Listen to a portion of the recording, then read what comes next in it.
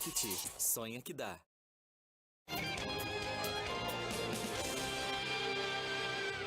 Olá, bom dia para você que acompanha o SBT Notícias. Continuamos no ar ao vivo. Eu sou Analice Nicolau e faço companhia para você nesta segunda-feira, 29 de abril.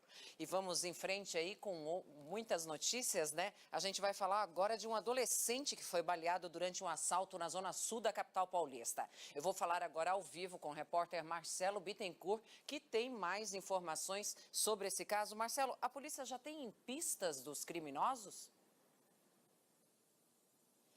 Olha, Ana, excelente dia para você e a todos que nos acompanham por todo o Brasil.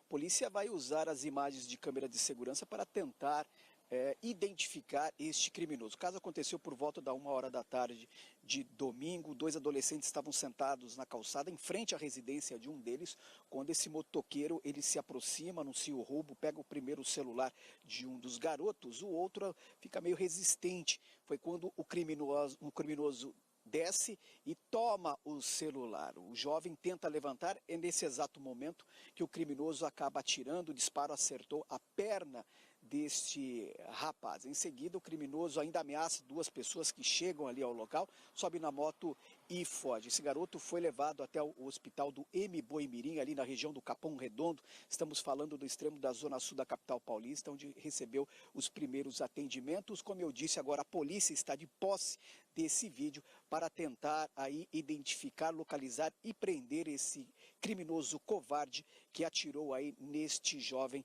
no início da tarde deste domingo, Ana. Obrigada, Marcelo. Marcelo Bittencourt continua aí com a gente, trazendo mais informações a qualquer momento. E foi enterrado nesse domingo o corpo de um motorista de aplicativo assassinado em Novo Hamburgo, no Rio Grande do Sul.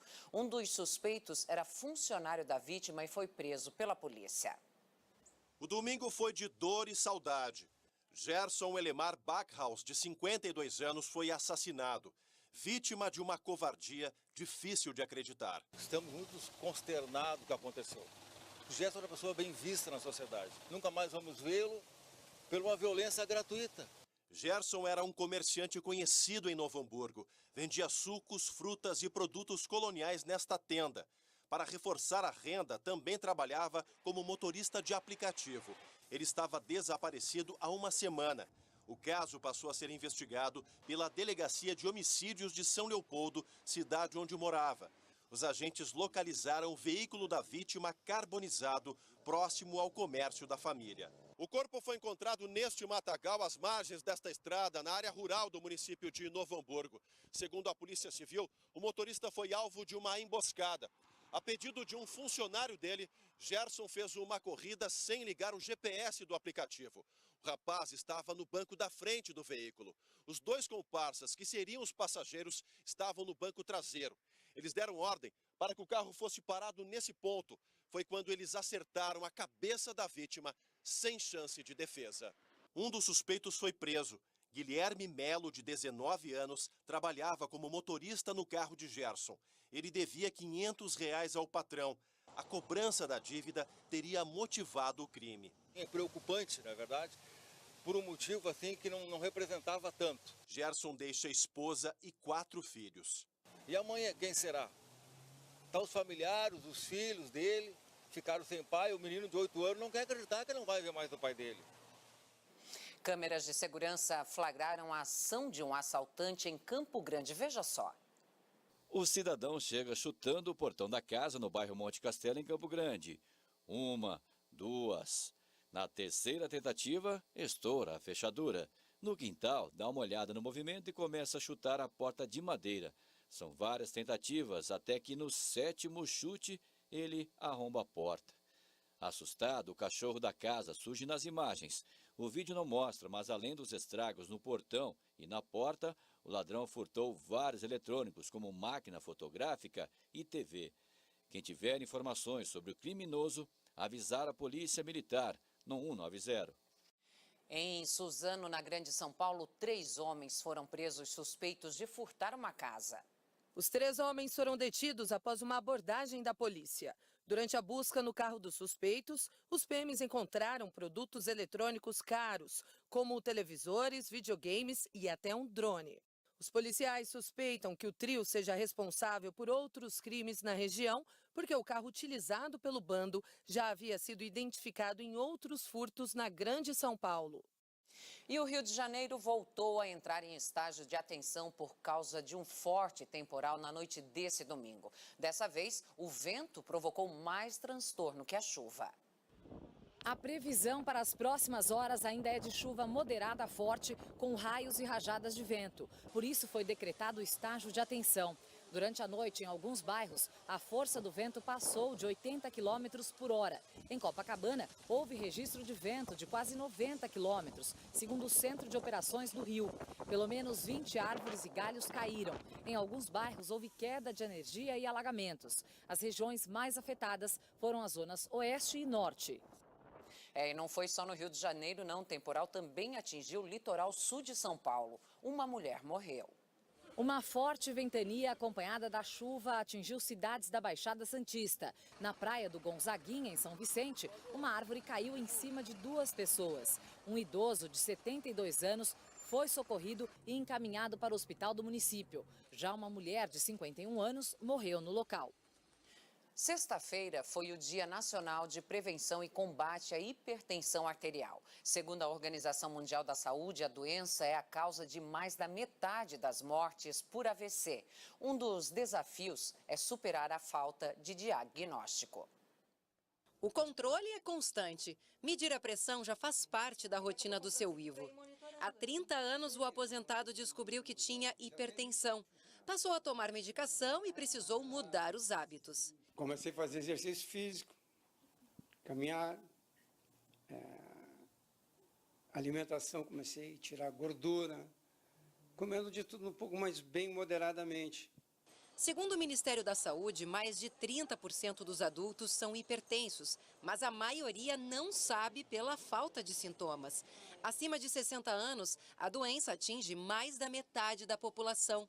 Medir a pressão em casa pode ser uma boa opção, mas é preciso seguir alguns cuidados. Por exemplo, não pode cruzar as pernas, tem que apoiar bem as costas, estar descansado, não ter tomado café e nem ter fumado antes e colocar o braço bem na altura do coração. O tipo de aparelho também merece atenção. O aparelho para a medida da pressão arterial ele precisa ser validado. Então, existem instituições que validam a qualidade dos aparelhos e certificam que ele possa ser usado em determinadas condições. A pressão arterial recomendável é 12/8 ou abaixo. Se for acima, é motivo de alerta. A hipertensão é a chamada do matador silencioso. Os sintomas, em geral, aparecem quando a gente tem o que a gente chama lesão em órgão-alvo. Aí nós vamos ter lesão cerebrovascular, lesão cardíaca, lesão vascular e lesão renal. E falando em saúde, você tem dificuldades para dormir? Pois é, a falta de uma boa noite de sono pode causar várias doenças. E para modificar esse cenário, é necessário acompanhamento médico e também mudanças de hábitos. É para qualquer coisa. A Polícia do Rio tenta conter a guerra entre traficantes de 2 comunidades de São Gonçalo depois que o chefe do tráfico foi assassinado por um integrante da própria facção. No fim de semana, uma pessoa morreu e outra ficou ferida durante um confronto. Os vídeos da guerra em São Gonçalo são impressionantes. Olha esse aqui, o carro passa repleto de criminosos armados. Eles gritam impondo terror. A guerra que acontece nas comunidades do Salgueiro e Jardim Catarina tem uma verdadeira horda de bandidos armados. Nesta foto, eles exibem as armas de alto poder de destruição e, ao fundo, aparece um cartaz com juras de morte ao traficante rival, o 2N.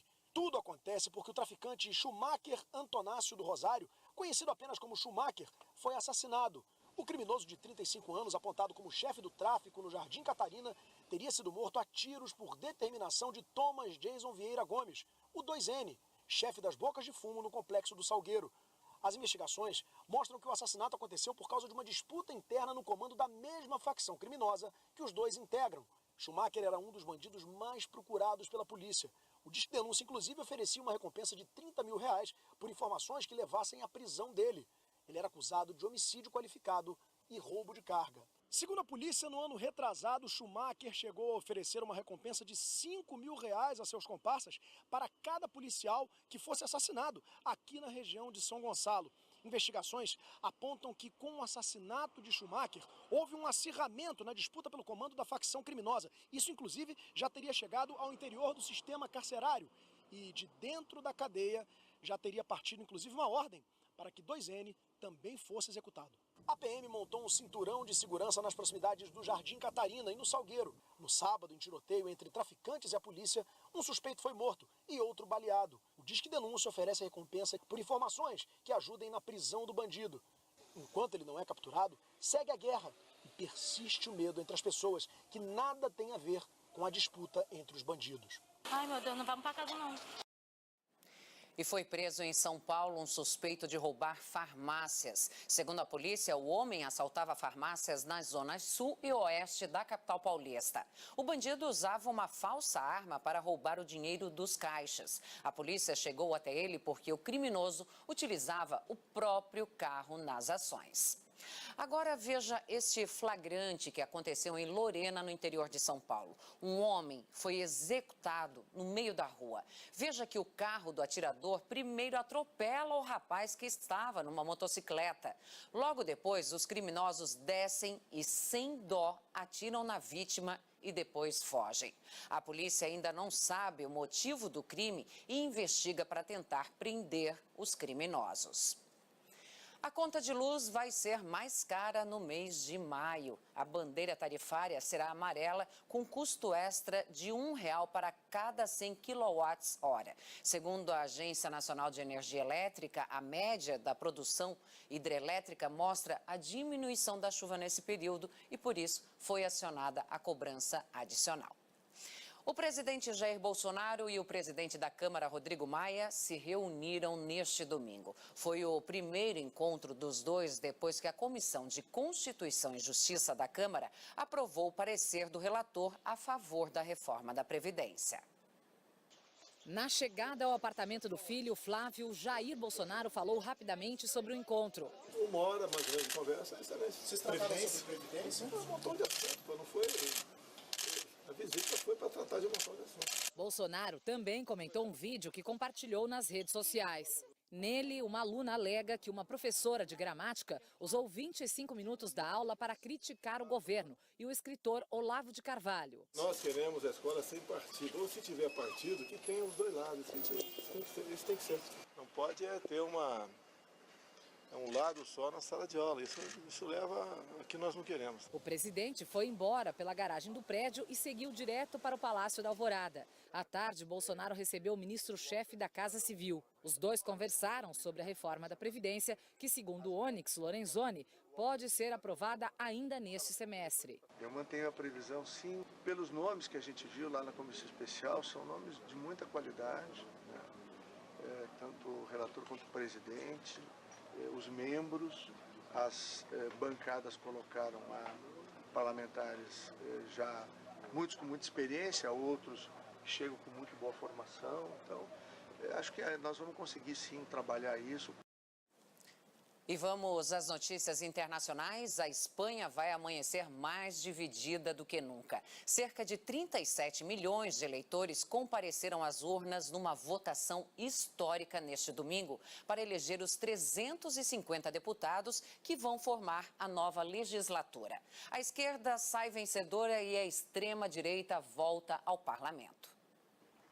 Como as pesquisas apontavam, o PSOE, partido do atual primeiro-ministro Pedro Sánchez, foi o grande vencedor nas urnas, elegendo 123 deputados, mas não conseguiu a maioria absoluta para continuar no poder.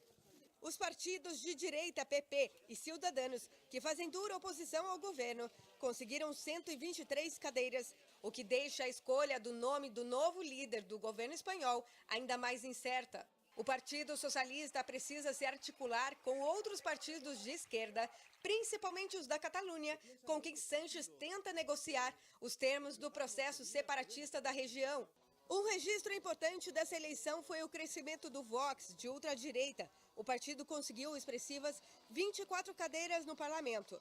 Foi a primeira vez desde o fim da ditadura franquista que um partido de ultradireita consegue eleger representantes no parlamento. E eles podem ser decisivos na escolha do próximo líder espanhol. O Partido Socialista Obrero Espanhol vuelve a ser também, em Espanha, a primeira força política. A crise política e o alto número de desempregados, o segundo maior da Europa, mobilizou os eleitores que foram às urnas pela terceira vez em menos de 4 anos. Este espanhol diz que gostaria que os candidatos tivessem demonstrado mais propostas para a saúde, educação e para a diminuição do desemprego. ¿Qué vas a hacer en educación? ¿Qué pasa con las pensiones? Y ahí no tuvimos prácticamente respuestas. Esta catalã contou que votou em quem prometeu defender a independência da Catalunha. He votado a gente que está por ello também. Os eleitores espanhóis não são obrigados a votar, mas demonstraram um grande interesse que essa eleição polarizada despertou. Quase 80% da população foi às urnas. Esse número entra para a marca histórica das eleições gerais da Espanha, mas está longe de definir o rumo do país nos próximos 4 anos. Os debates no parlamento começam nesta segunda e podem durar até 45 dias. Se não houver consenso, novas eleições podem ser convocadas. Com um cenário tão dividido, Sanches pode ter que conviver com a velha máxima do ganhou, mas não levou. E uma sergipana se tornou a primeira brasileira eleita deputada no parlamento espanhol. Maria das Graças Carvalho Dantas, de 49 anos, vai ocupar uma das cadeiras do Partido Esquerda Republicana da Catalunha. Ela mora na Espanha há 25 anos e disse que vai defender o direito dos imigrantes e refugiados. A polícia dos Estados Unidos revelou que o atirador que abriu fogo em uma sinagoga de San Diego era um supremacista branco. Uma mulher morreu. A Turquia pediu a extradição de um empresário naturalizado brasileiro que vive aqui desde 2007, sob acusação de integrar uma organização terrorista. O homem está preso em São Paulo à espera de uma decisão do Supremo Tribunal Federal. Para a comunidade turca, o pedido é mais um capítulo da perseguição do presidente da Turquia a opositores do governo. Merve ficou 20 dias sem ver o marido. E fiquei muito triste ontem. Eu cheguei com meu filho, uma janela, infelizmente. Meu filho também ficou muito triste, não consegui abraçar. O encontro aconteceu na carceragem da Polícia Federal de São Paulo. Alice Parri, de 31 anos, foi preso no aeroporto de Cumbica, em Guarulhos, no último dia 6 de abril. O empresário turco naturalizado brasileiro é acusado de terrorismo pelo governo da Turquia. Nós não somos terroristas. Ali faz parte do Hizmet, um movimento da sociedade civil que atua principalmente na educação. O governo de Recep Erdogan passou a perseguir o grupo em 2013, quando jornalistas ligados ao Hizmet revelaram um escândalo de corrupção envolvendo o presidente. Erdogan também acusa o movimento de tentar tirá-lo do poder em 2016. Desde então, milhares de professores, juízes, jornalistas e funcionários públicos que faziam oposição ao governo foram demitidos ou presos. Nenhum outro país ou organismo internacional classifica o Hizmet como uma organização terrorista. O clérigo Fethullah Gülen, fundador do movimento e desafeto do presidente turco, está exilado nos Estados Unidos. No mundo, Estados Unidos, que é um país mais paranoico com o terrorismo, ou Nações Unidas, que é uma união dos vários países, não reconhecem o Hizmet como um grupo terrorista. Ou seja, isto é uma questão política na Turquia para perseguir opositores. Existem outros 250 turcos que vivem aqui no Brasil e fazem parte do movimento Hizmet. Todos estão com medo de serem acusados de terrorismo. Uma dessas pessoas é o Mustafa. Ele é sócio do Ali, estava de férias nos Estados Unidos quando soube da prisão do amigo e decidiu não retornar. Nós vamos conversar com ele agora pelo computador. Mustafa, eu queria saber o que você pretende fazer agora. Eu pretendo esperar aqui nos Estados Unidos, trabalhar através de amigos, conhecidos meus e do Ali, fazer contato com quem puder e para entender justamente, fazer as autoridades e entenderem que é uma perseguição política. A prisão preventiva de Ali foi decretada pelo Supremo Tribunal Federal. O ministro Edson Fachin deve ouvir o empresário turco no dia 3 de maio.